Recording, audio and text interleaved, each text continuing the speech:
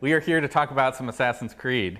I want to hear a little bit more about your all's thoughts about this new setting that you guys have headed into for both of these games. We're heading into the late 1700s, the Revolutionary War kind of time period, but more stuff on either side of that as well, right? Yeah, AC3 takes place before the Revolutionary War, during the Revolutionary War, and a bit after. And before, specifically, we focus on the French and Indian War, or the 7 Years' War, as it was commonly called. And the Vita game? The game starts in 1765. It takes place in New Orleans, so it's a bit different than AC3. The setting is different. It's a French colony transferred to the Spanish. And when the game ends, the American Revolution is in full bloom. So you basically have all of history to draw from. So what made you guys zero in on this kind of late 1700s period? It was something that was being discussed as far back as during the development of AC2, actually. It seemed like a natural and organic extension of sort of the meta-story concerning the war between the Templars and the Assassins. So that's been running through all of the Assassin's Creed games is this idea of free will versus determinism, basically. But the Templars and the Assassins in this game aren't necessarily just the British and the Americans. Am I correct? That is absolutely correct. It's sometimes difficult to communicate it effectively, but the idea here is that you have Templars and Assassins battling one another against the backdrop of the American Revolution. And it is not as simple as Patriots are Assassins and Templars are like evil, loyalist, imperialist people. So no, you will encounter people on all sides. You will listen to multiple discussions about both sides of the argument when it comes to independence versus remaining a part of the empire. So no, and no. Connor does not join the Patriot Army. He does not join, you know what I mean? So it's just no. You'll have to play the game, I guess, to see. I'm okay if people want to lean into that. I think it helps serve the narrative. So go in believing that that's the case, and you'll be surprised. Yeah. You realize they're going to edit that, and it's going to be a different story, right? Sorry. So with the Vita game, it's going to get chopped up. Connor joins the Patriot Army. That's okay. What's the setup then in the Vita game in terms of the Templars and the Assassins? Is it more clear cut down there in New Orleans? It's quite nebulous, actually. We have French and Spanish Templars working together, so it's the same idea. The Assassins and Templars, they're fighting a different war. Well, and even the very nature of the way in which liberation is presented, right, is different, that you might want to speak to because it's kind of awesome. It's a French colony that was transferred to the Spanish, and at the onset of the game in 1768, there's the Louisiana Rebellion, which is a really important event. And our protagonist, Evelyn, she doesn't necessarily help the rebels. She has her own agenda. The world around her affects everything she does, but she's an assassin, first and foremost. There's the frontier in Assassin's Creed 3. Is there an equivalent kind of wilderness that you're exploring in Liberation? Absolutely. We have the bayou, just kind of the same idea as the frontier, but it's completely different. I see the bayou as our own Dagobah. Okay. It's like very different from I know it's weird when I say that, but it's very different from the frontier. It's a different feel. It's a swampy place. It's a mysterious place, and the development team did an amazing job. Our frontier looks absolutely gorgeous. Not that yours doesn't. Yeah, I was going to say, ours looks absolutely gorgeous also. They both do. What makes these two characters distinct from the previous protagonists we've had in the series?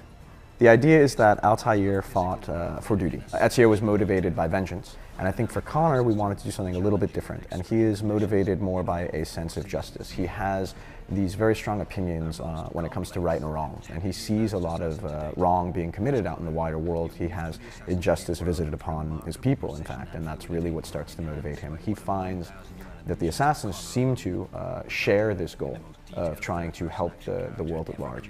And so he heads out in search of them, hoping that they'll be able to further train and equip him so that he can actually accomplish this goal. There's also like a sense of protection, like trying to protect his people and like their beliefs, their culture, and making sure that it continues and they're represented in this world, like they don't get stepped on. As Corey was saying, it sort of fits in with Assassin's mentality of like free choice and liberty and choosing your own way, choosing your own path, and not having anything imposed on your person. And what's sort of interesting for him is that, in a certain sense, we know how that story ends, especially when he does have this partial focus on defending his people and ensuring that their way of life remains undisturbed. and all of us living as we do now in the present, like I said, we know how that goes. So we also get to watch as he, moves closer and closer to that realization, to that discovery. And I think there's a very major moment in the game where he is forced to sort of reconcile what he's done, what's coming. And I think there's a lot to be said about the way in which he decides to move forward once that realization is made. And Aveline, what's she all about? So Aveline is a child of mixed race, but she grew up in a privileged household. Her father is a rich French merchant. Her mother is a French placé. She was born in Africa. She was a slave that was free. That her father freed, basically. Growing up in this really nice house, having everything she ever wanted, but seeing people around her suffer, she sort of developed her own sense of justice, and she knew really quickly what was wrong and what was right, and she wanted to help these people. And so throughout the game, of course she fights the Templars because they're trying to gain hold of the city, but she also goes around and frees slaves and sets them free. Both of you guys are talking about, kind of touching on something that I think is really interesting about this, both games, is that you have protagonists that in today's society are part of groups that we would call minorities. Mm-hmm. Was that a significant choice that both of these games were going to kind of go in that direction and have protagonists like that? Do you think there's something important about that for you guys, or was it just a natural direction to go? I think honestly, at least for me, from my perspective, and I don't know, others may disagree, it was just a natural evolution of where we were going in the story that we wanted to tell. We started with the story and the themes and the experience first, and sort of the character grew out of that, rather than sitting around at a table being calculated and cynical about it and saying, all right, let's do this. Even Fizz was touching on it. We wanted the perspective of someone unfamiliar with colonial culture, for example.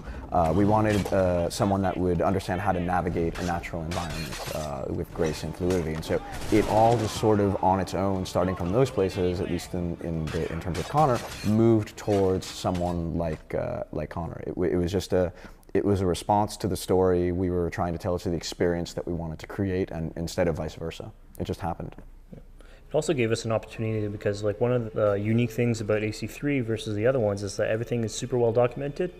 Mm-hmm. So the more recent in time you are, the more documentation, the more books, the more essays are written about it. While as Native American culture, as documented as it is, it's a little bit more. They hold back a little bit more on it, like they keep it within the community because it's not as well documented. We have more flexibility, so it gives us more of an opportunity to tell a story. In retrospect, I think that there is something really nice that we are hopefully able to show the world that the race or gender of a protagonist does not determine success or sales, right?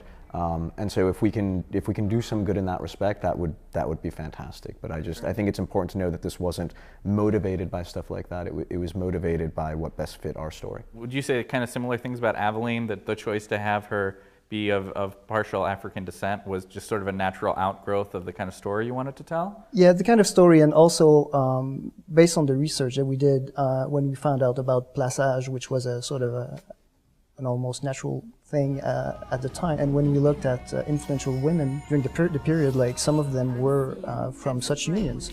So that was very interesting. Well, another thing I want to talk about related to these two characters is how they link up together.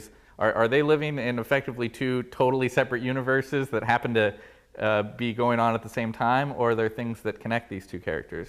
They are connected by a shared membership in an organization, but to say too much, I think, would be heading into spoiler territory. There are connections between the two of them, and I don't know what I'm allowed to say beyond that. Do you remember? Aveline actually goes to New York to meet Connor. Oh, cool. And they do a mission together. If you actually play the mission and own both games, you unlock a little special thing that you can basically go back and play the mission on the Vita playing Connor. So clearly the characters have some knowledge of each other and kind of involvement with each other. Yes, like Corey said, they're part of the same organization. I mean, they're fighting separate battles in separate locations, but unified by... But they're both effectively fighting the Templars on different fronts. Yes. Exactly, right? exactly. Well, I think that answers a lot of the questions I had.